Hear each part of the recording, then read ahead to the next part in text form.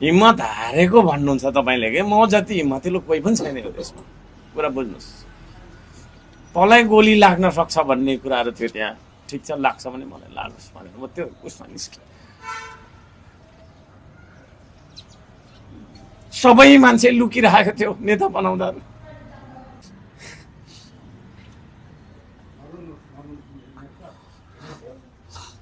हिम्मत हारेको भन्नुहुन्छ तपाईँले के? म जति हिम्मतिलो कोही पनि छैन यो देशमा। कुरा बुझ्नुहोस्। तँलाई गोली लाग्न सक्छ भन्ने कुराहरू थियो त्यहाँ। ठिक छ, लाग्छ भने मलाई लागोस् भनेर म त्यो उसमा निस्केँ। सबै मान्छे लुकिरहेको थियो नेता बनाउँदा। त्यतिखेर सबै मान्छे घरमा लुकिरहेको बेलामा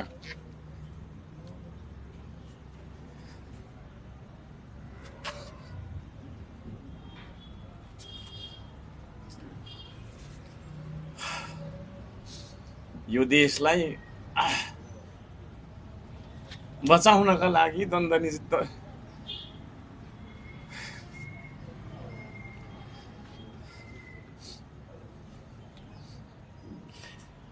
बलिरहेको आगोमा हाम फालेँ। मैले हाम फाल्ने निर्णय गरेँ।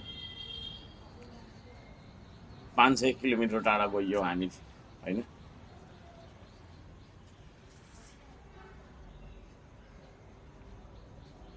यो देशको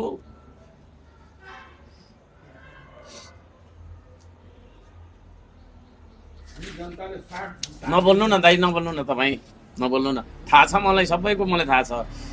तर यो कुरालाई व्यक्त गर्दाखेरि त्यति इजी छैन के, त्यसले गर्दा हो। मलाई कसैको साथ नभएको, डर लागेको भन्ने कुरै होइन। अनि त्यस्तो डरपोक मान्छे भए त्यसरी जान्छ? जाँदैन नि त। तर मलाई के लाग्छ भने यो देश रह्यो भने न हामी रहने हो, होइन? देशै रहँदैन भने